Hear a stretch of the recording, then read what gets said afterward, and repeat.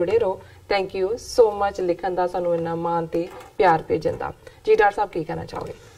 देखो सानू 2 दिन पहले उस्मान तालिब जी की डेनमार्क तो लिखत आई जी, जिस उन्होंने कहा कि भी करतारपुर लांघे दे उस आले दुआले करतारपुर दरबार साहब गुरुद्वारा साहब के आले दुआले कोई ਜਿਹੜੇ ਬਾਹਰਲੇ ਸਿੱਖਾਂ ਦੇ ਨਾਲ ਕੋਈ ਬਿਜ਼ਨਸ ਡੀਲਸ ਵਗੈਰਾ ਕਰ ਰਹੇ ਜਾਲੀ ਜੇ ਕਿਸਮ ਦੇ ਲੋਕ ਰੁਕ ਜੇ ਤੇ ਕਿਉਂਕਿ ਮੈਂ ਕਿਤੇ ਖਬਰ ਦੇਖੀ ਨਹੀਂ ਸੀ ਸੋ ਮੈਨੂੰ ਮੈਂ ਇਹਦਾ ਦੇਖੀ ਤਾਂ ਜ਼ਰੂਰ ਪਰ ਮੈਨੂੰ ਲੱਗਿਆ ਕਿ ਵੀ ਸ਼ਾਇਦ ਕੋਈ ਜਾਣਕਾਰੀ ਹੈ ਜਿਹੜੀ ਸਾਹਮਣੇ ਨਹੀਂ ਹੈ। ਅੱਜ ਫਿਰ ਇੱਕ ਲਿਖਤ ਉਮਰ ਜਾਵੇਦ ਜੀ ਦੀ ਆਈ ਹੈ और उन्होंने भी इस पासे वाल एंक्शियस लाहौरी दी आईडी तो लिखते ने और मैं पहला उस्मान तालिब जी ने लिखा सी कि भी please warn our Sikh brothers who are interested in buying land in Pakistan near Nankana Sahib Kartarpur साहब और पंजा साहब they should only invest through the government of Pakistan. They should not trust any private person or group. Best regards Usman Talib, Denmark. कि भी ਜਿਹੜੇ ਸਿੱਖ ਬਾਹਰਲੇ ਕਿਉਂਕਿ ਜ਼ਾਹਰ ਹੈ ਡਾਇਸਪੋਰਾ ਸਿੱਖ ਉੱਥੇ ਵਿਜ਼ਿਟ ਵੀ ਕਰ ਰਹੇ ਉਹਨਾਂ ਦੀ ਦਿਲਚਸਪੀ ਵੀ ਹੈ। ਉਹਨੇ ਕਿਹਾ ਵੀ ਜੇ ਨਨਕਾਣਾ ਸਾਹਿਬ ਪੰਜਾ ਸਾਹਿਬ ਜਾਂ ਜਿਹੜਾ ਕਰਤਾਰਪੁਰ ਸਾਹਿਬ ਉਹ ਜ਼ਮੀਨ ਲੈਣਾ ਚਾਹੁੰਦੇ ਨੇ ਤਾਂ ਥਰੂ ਪਾਕਿਸਤਾਨ ਗਵਰਨਮੈਂਟ ਹੀ ਅਪਰੋਚ ਕਰਨ। ਫਿਰ ਅੱਜ ਜਿਹੜੀ ਲਿਖਤ ਉਮਰ ਜਾਵੇਦ ਜੀ ਦੀ ਹੈ ਉਹਨਾਂ ਨੇ ਅਰਜੈਂਟ ਦੇ ਥੱਲੇ ਲਿਖੀ ਔਰ ਮੈਂ ਇਹਨਾਂ ਦਾ ਜਿਹੜਾ ਇਸ ਸੈਗਮੈਂਟ 'ਚ ਨੋਟਿਸ ਲੈ ਰਹੇ land frauds with foreigners in the vicinity of Kartarpur साहब। उनका मतलब है भी जरूर ऐसा कुछ होया जिहड़ा अजे तक मैं नहीं देखा कि किस किस्म का लैंड फ्रॉड है। ਉਹਦੇ ਚ ਉਹਨਾਂ ਨੇ ਤੁਹਾਨੂੰ ਵੀ ਸਤਿ ਸ਼੍ਰੀ ਅਕਾਲ ਲਿਖੀ ਹੈ। ਫਿਰ ਉਹ ਕਿਹਾ ਕਿ this is Umar Javed from Lahore. I need to draw your attentions to a very serious matter. There are some news coming that some crooks are active in fraudulent real estate business in the vicinity of Kartarpur Sahib. ਉਹ ਮੈਂ ਖਿਆਲ ਰਜਿਸਟਰੀਆਂ ਇੰਤਕਾਲ ਕਰ ਰਹੇ ਹੋਣਗੇ ਹਵਾ ਦੇ ਵਿੱਚ ਜਿਵੇਂ ਪੰਜਾਬੀ ਚ ਕਹਿੰਦੇ ਨੇ ਵੀ ਪਿੰਡ ਬੱਝਾ ਨਹੀਂ ਤੇ ਉਚੱਕੇ ਪਹਿਲਾਂ ਇਹ ਨਾਲ ਨਾਲ ਹੀ ਰਹਿੰਦੇ ਨੇ ਜੀ। ਇਹ ਵੀ ਸਾਡੇ ਕਲਚਰ ਦਾ ਹਿੱਸਾ ਹੀ ਹੈ, ਇਨਸੈਪਰੇਬਲ ਹਿੱਸਾ। There are bad and good people in every society and land fraud is not uncommon in Pakistan. So this Punjab is only for the welfare of our Sikh community that be careful. बहुत शुक्रिया उमर जावेद जी तुसी इस दे उत्ते साडा ध्यान खिच्चे। Please warn all the Sikh brothers through your program who are living abroad that they must be very careful while buying any land in Kartarpur Sahib and even in the whole of Narowal area. If any of Sikh brothers or sisters interested to buy, they must use the reliable and verified sources.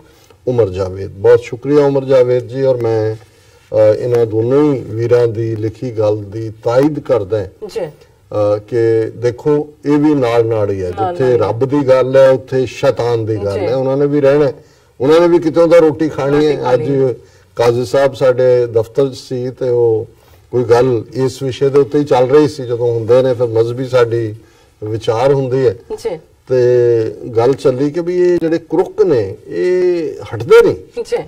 ਤੇ ਮੈਂ ਕਿਹਾ ਜੀ ਵੈਸੇ ਗੁਰਬਾਣੀ 'ਚ ਇੱਕ ਕੋਟ ਹੈ, ਜਿਤ ਜਿਤ ਲਾਏ ਤਿਤ ਲਗੇ ਹਰ ਨਾਥ ਨਾਨਕ ਇਨਕੇ ਕਛੂ ਨਾ ਹਾਥ। ਮੈਂ ਕਿਹਾ ਜੀ ਇਹ ਵੀ ਜਿਹੜੇ ਲੱਗੇ ਨੇ ਇਹਨਾਂ ਨੂੰ ਤਾਂ ਕਿਸੇ ਨੇ ਲਾਇਆ ਹੀ ਹੈ ਤੇ ਇਹ ਇਹਨਾਂ ਦੇ ਵਸ ਨਹੀਂ ਹੈ, ਇਹਨਾਂ ਦੇ ਜ਼ਿੰਮੇ ਇਹ ਕੰਮ ਹੈ। ਇਹ ਸ਼ੈਤਾਨ ਦੀ ਔਲਾਦ ਇਹ ਨਾਲ ਨਾਲ ਹੀ ਰਹਿਣੇ ਨੇ। ਪਰ ਮੈਂ ਜਿਹੜੀ ਸਪਿਰਿਟ ਹੈ ਲਿਖਤ ਦੀ ਕਿ ਬਿਵਿਆ कि सावधान बा मुलाजा होशियार और किसी भी गल दे लई क्योंकि अजकल तुहाडे कोल फोन है साधन ने तुसी किते भी रिलायबल सोर्स जिहड़े भी गवर्नमेंट आउटलेट है उहदे च भी किसी परसन नाल नहीं उहदे नाल तुसी एक सिस्टम है सिस्टम दे विच जाओ और जदों तक डबल चैक ट्रिपल कन्फर्म नहीं कर लैंदे किसी गल नूं कोई भी पार्ट क्योंकि इहदे च कोई शक नहीं है कि ये ਧੋਖਾਧੜੀ ਵਾਲੇ ਫਰੋਡੀਏ ਵੀ ਨਾਲ ਨਾਲ ਆਣੇ ਹੀ ਨੇ। ਇੱਥੇ ਕਿਹੜੇ ਨਹੀਂ ਨੇ ਜਾਂ ਜਿਹੜਾ ਭਾਰਤੀ ਕਬਜ਼ੇ ਵਾਲਾ ਪੰਜਾਬ ਹੈ ਇੱਥੇ ਜਿਹੜੇ ਵਿਚਾਰੇ ਬਾਹਰ ਬੈਠੇ ਹੁੰਦੇ ਨੇ ਉੱਥੇ ਉਹਨਾਂ ਦਾ ਹੁੰਦਾ ਜੀ ਅਸੀਂ ਪਲਾਟ ਲੈ ਲਿਆ ਮੁੜ ਕੇ ਜਦੋਂ ਜਾਂਦੇ ਨੇ ਉੱਥੇ ਕਿ ਵੀ ਚਲੋ ਹੁਣ ਰਿਟਾਇਰ ਹੋ ਗਏ ਜਾ ਕੇ ਉੱਥੇ ਵੀ ਬਣਾ ਲਈਏ ਤੇ ਉਹ ਦੂਜੇ ਆ ਜਾਂਦੇ ਨੇ ਰੋਕਣ ਕਿਹੜਾ ਜੀ ਉਹ ਆਪਣੀ ਰਜਿਸਟਰੀ ਕੱਢੀ ਹੁੰਦੀ ਹੈ। ਸੋ ਇੱਕੋ ਹੀ ਪਲਾਟ ਦੀਆਂ ਔਰ ਉਹ ਜਦੋਂ ਜਿਨ੍ਹਾਂ ਨੇ ਜਿਹੜੇ ਇਹਨਾਂ ਨੂੰ ਨਹੀਂ ਵੜਨ ਦਿੰਦੇ ਉਹਨਾਂ ਨੂੰ ਆ ਕੇ ਦੂਜੇ ਕੱਢ ਦਿੰਦੇ ਨੇ ਆਪਣੀ ਰਜਿਸਟਰੀ ਕੱਢ ਲੈਂਦੇ ਸੋ 6-6 ਵਾਰੀ ਥਾਂ ਦੇ ਵਿੱਚ ਹੀ ਹੁੰਦੀ ਹੈ। ਇਹ ਲੈਂਡ ਮਾਫੀਆ ਦੋਨੋਂ ਪਾਸੇ ਔਰ ਇਹ ਕਰੁੱਕ ਜਿਹੜੇ ਕਿ ਫਾਇਦਾ ਲੈਣਾ ਚਾਹਣਗੇ, ਕਿਉਂਕਿ ਇਹ ਜਿਹੜਾ ਹੁੰਦਾ ਤਾਂ ਵੱਡਾ ਗੁਨਾਹ ਹੈ, ਖਾਸ ਤੌਰ ਤੇ ਮਜ਼ਹਬੀ ਮਾਮਲਿਆਂ 'ਚ ਕਿਸੇ ਦੇ ਫੇਥ ਦੇ ਨਾਲ ਜਾਂ ਜਿਹੜਾ ਤੁਹਾਡੇ ਤੇ ਯਕੀਨ ਕਰਦਾ। ਪਰ ਹੋਰ ਸ਼ੈਤਾਨ ਦੇ ਕੀ ਲੱਛਣ ਨੇ? ਬਿਲਕੁਲ ਇਹੀ ਹੈ ਸ਼ੈਤਾਨ ਦੇ ਕਿ ਵੀ ਉਹਨੇ ਹਰ ਥਾਂ ਤੇ ਸਿਰ ਕੱਢਣਾ। ਔਰ ਇਸੇ ਤਰ੍ਹਾਂ ਉਸਮਾਨ ਤਾਲਿਬ ਜੀ ਨੇ ਜਿਹੜਾ ਇੱਕ ਹੋਰ ਉਹਨਾਂ ਦੀ ਇਸੇ ਦੇ ਨਾਲ ਲਿਖਤ ਸੀ ਜਿਹੜੀ ਉਹਨਾਂ ਨੇ, ਸਲਾਮ ਐਂਡ ਸਤਿ ਸ਼੍ਰੀ ਅਕਾਲ doctor Sahib and Neelam Kaur ji, just heard the news about India destroyed a close orbit satellite and I was thinking that it is a perfect alibi from a chowkidar who can't do his duty properly, even couldn't guard the Rafale files.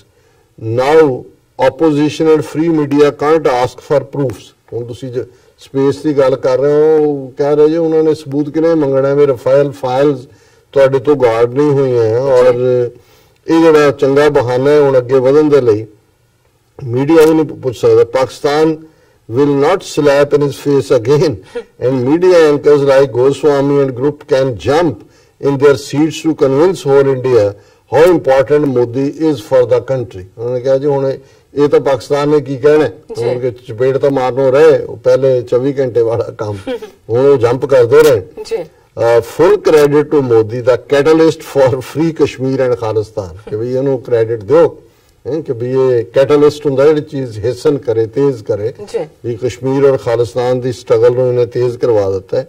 I want him to be prime minister again so that I can see the last moments of occupied India soon, ਕਿ ਵੀ ਇਹਨੂੰ power ਮਿਲੇ, ਇਹਨਾਂ ਦੇ ਹੱਥ ਫੇਰੇ, ਟੁਕੜੇ ਟੁਕੜੇ ਕਰਨ, ਪੋਲਰਾਈਜ਼ ਕਰਨ ਸੋਸਾਇਟੀ ਨੂੰ ਅੱਗੋਂ।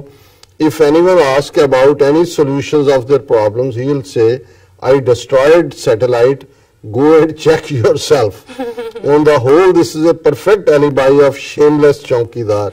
So, ਬਿਲਕੁਲ ਠੀਕ ਉਹਨਾਂ ਨੇ ਕਿਹਾ ਜੇ ਹੁਣ ਉੱਪਰ ਜਾ ਕੇ ਦੇਖਣ ਦਾ ਕੋਈ ਰਿਹਾ, ਥੱਲੇ ਦਾ ਪ੍ਰੂਫ ਦਿਖਾਏ ਨਹੀਂ ਹੈ, ਉਦੋਂ ਦੂਜੇ ਦਿਖਾਉਂਦੇ ਨੇ ਕਿ ਵੀ ਤੁਸੀਂ ਜਾਂ 4 ਦਰਖਤ ਢਾਏ ਨੇ ਜਾਂ ਉਹ ਕਾਂ ਮਾਰਿਆ। ਜੀ ਡਾਕਟਰ ਸਾਹਿਬ, ਹੁਣ ਮੇਰੇ ਕੋਲ ਮੈਸੇਜ ਆਏ ਨੇ ਫੇਸਬੁੱਕ ਤੇ, ਮੈਂ ਸ਼ੇਅਰ ਕਰਦੀ ਹਾਂ ਸਭ ਨੂੰ। ਪਹਿਲਾਂ ਸਾਂਝੀ ਫਤਿਹ, ਵਾਹਿਗੁਰੂ ਜੀ ਕਾ ਖਾਲਸਾ, ਵਾਹਿਗੁਰੂ ਜੀ ਕੀ ਫਤਿਹ ਐਂਡ ਅਸਲਾਮ ਵਾਲੇਕਮ।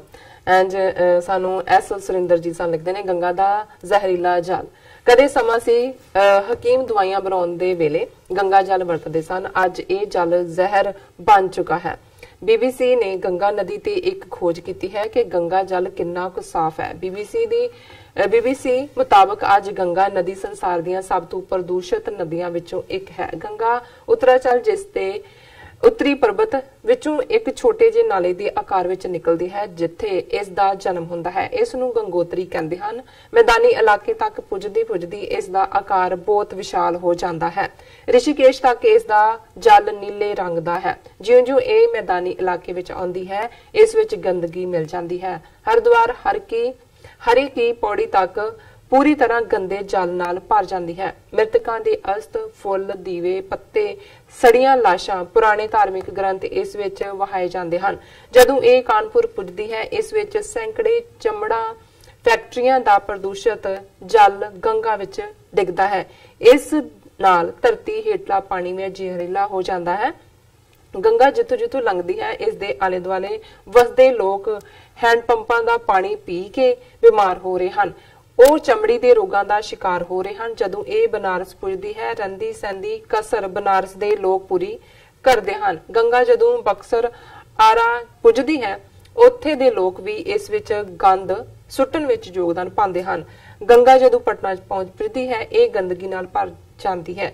ਇਸ ਦਾ ਜਲ ਸੜਾਨ ਮਾਰਦਾ ਹੈ। ਇਸ ਵਿੱਚ ਇਸ਼ਨਾਨ ਕਰਨ ਵਾਲਾ ਚਮੜੀ ਰੋਗ ਦਾ ਸ਼ਿਕਾਰ ਹੁੰਦਾ ਹੈ। ਗੰਗਾ ਜਦੋਂ ਕਲਕੱਤਾ ਪੁੱਜਦੀ ਹੈ, ਇਹ ਪੂਰੀ ਤਰ੍ਹਾਂ ਗੰਦਗੀ ਨਾਲ ਲੱਦੀ ਹੁੰਦੀ ਹੈ। ਮੋਦੀ ਸਰਕਾਰ ਨੇ 2014 ਵਿੱਚ ਸੱਤਾ ਸੰਭਾਲਦੇ ਹੀ ਗੰਗਾ ਦੀ ਸਫਾਈ ਲਈ 20,000 ਕਰੋੜ ਲਈ ਖਰਚਣ ਦੀ ਗੱਲ ਕੀਤੀ ਸੀ। ਗੰਗਾ ਕਿੰਨੀ ਕੁ ਸਾਫ਼ ਹੋਈ, BBC ਨੇ ਇਸ ਦੀ ਪੋਲ ਖੋਲ ਦਿੱਤੀ ਹੈ। ਇੱਕ ਵਾਰ ਫੇਰ ਮੋਦੀ ਸਰਕਾਰ ਦੇ ਦਾਅਵੇ ਖੋਖਲੇ ਸਾਬਿਤ ਹੋਏ ਹਨ। ਕੁਦਰਤੀ ਸੋਮਿਆਂ ਜਲ ਬਾਰੇ ਨਾ ਸਰਕਾਰ ਗੰਭੀਰ ਹੈ, ਨਾ ਲੋਕ ਚੇਤਨ ਹਨ। ਕੁਦਰਤੀ ਸੋਮਿਆਂ ਨੂੰ ਬਰਬਾਦ ਕਰਨ ਵਾਲਿਆਂ ਲਈ ਨਾ ਕੋਈ ਸਜ਼ਾ ਹੈ, ਨਾ ਹੀ ਸੁਹਿਰਦਤਾ ਹੈ। ਗੰਗਾ ਸਾਫ਼ ਕਰਨ ਲਈ ਐਡੀ ਵੱਡੀ ਰਕਮ ਕਿਸ ਦੇ ਢਿੱਡ ਵਿੱਚ ਚਲੀ ਗਈ। ਸਾਰੀ ਦੁਨੀਆ ਜਲ ਸੋਮੇ ਬਚਾਉਣ ਲਈ ਸੁਹਿਰਦ ਹੋ ਚੁੱਕੀ ਹੈ। ਸਾਡਾ ਦੇਸ਼ ਜਲ ਸੋਮੇ ਤਬਾਹ ਕਰਨ ਲਈ ਸੁਹਿਰਦ ਹੋ ਚੁੱਕਾ ਹੈ। ਉਹ ਦਿਨ ਦੂਰ ਨਹੀਂ ਜਦੋਂ ਲੋਕ ਬੂੰਦ-ਬੂੰਦ ਜਲ ਲਈ ਤਰਸਣਗੇ। ਜੇਕਰ ਕੁਦਰਤੀ ਸੋਮਿਆਂ ਨੂੰ ਬਰਬਾਦ ਕਰੋਗੇ, ਕੁਦਰਤ ਤੁਹਾਨੂੰ ਬਰਬਾਦ ਕਰੇਗੀ। ਇਹ ਤਾਂ ਗੰਗਾ ਜਲ ਡਾਕਖਾਨਿਆਂ ਦੇ ਵਿੱਚ ਔਰ ਜਿਹੜੇ ਵੀ ਸੈਂਟਰ ਗਵਰਨਮੈਂਟ ਦੇ ਹੋਰ ਅਦਾਰੇ ਨੇ ਉਹਨਾਂ 'ਚ ਵੇਚਦੇ ਨੇ ਬੋਤਲਾਂ 'ਚ ਪਾ ਕੇ ਜੀ। ਔਰ ਉਹਦੇ 'ਚ ਕੋਈ ਸ਼ੱਕ ਨਹੀਂ ਹੈ, ਬਹੁਤ ਖੂਬਸੂਰਤ ਲਿਖਤ ਹੈ ਸੁਰਿੰਦਰ ਜੀ ਦੀ ਜੀ ਕਿ ਮੋਸਟ ਪੋਲਿਊਟਡ ਰਿਵਰ ਇਨ ਦਾ ਵਰਲਡ। ਜੀ ਡਾਕਟਰ ਸਾਹਿਬ, ਮੇਰੇ ਖਿਆਲ ਹੁਣ ਆਪਾਂ ਦਰਸ਼ਕਾਂ ਨੂੰ ਮਾਫੀ ਲੈਂਦੇ ਆ ਕਿਉਂਕਿ ਟਾਈਮ ਵੀ ਹੋ ਗਿਆ, ਅੱਜ ਦਾ ਵਿਚਾਰ ਵੀ ਆਪਾਂ ਸਾਂਝਾ ਕਰਨਾ। ਚਲੋ, ਮੈਂ YouTube ਤੇ ਗੈਰੀ ਸੰਧੂ ਜੀ, ਇਕਬਾਲ ਹਸਨ, ਸਲੀਮ ਮੁਹੰਮਦ, ਸੁੱਕੀ ਸਿੰਘ, ਜ਼ਰਗਮ ਹੈਦਰ ਔਰ ਫਿਆਜ਼ ਲੋਨ ਜਿਹੜੇ ਸਾਨੂੰ ਲਗਾਤਾਰ ਲਿਖਦੇ ਨੇ ਜੀ, ਫਰਾ ਦੀਬਾ, ਫਿਆਜ਼ ਲੋਨ ਫਿਰ ਉਹਨਾਂ ਨੇ ਲਿਖਿਆ। ਔਰ ਮੈਂ ਮਾਫੀ ਚਾਹੁੰਦਾ ਵੀ ਅੱਜ ਅਸੀਂ ਵਕਤ ਦੀ ਕਮੀ ਕਰਕੇ, ਕਿਉਂਕਿ ਟੌਪਿਕ ਪਹਿਲੇ ਥੋੜੇ ਜ਼ਿਆਦਾ ਡਿਟੇਲ ਚ ਡਿਸਕਸ ਹੋਏ। ਵੀਅਰਸ ਤੁਸੀਂ ਇਸ ਤਰ੍ਹਾਂ ਬਣੇ ਰਹਿਣਾ, ਮਿਲਦੇ ਆ ਛੋਟੇ ਜਿਹੇ ਬ੍ਰੇਕ ਤੋਂ ਬਾਅਦ।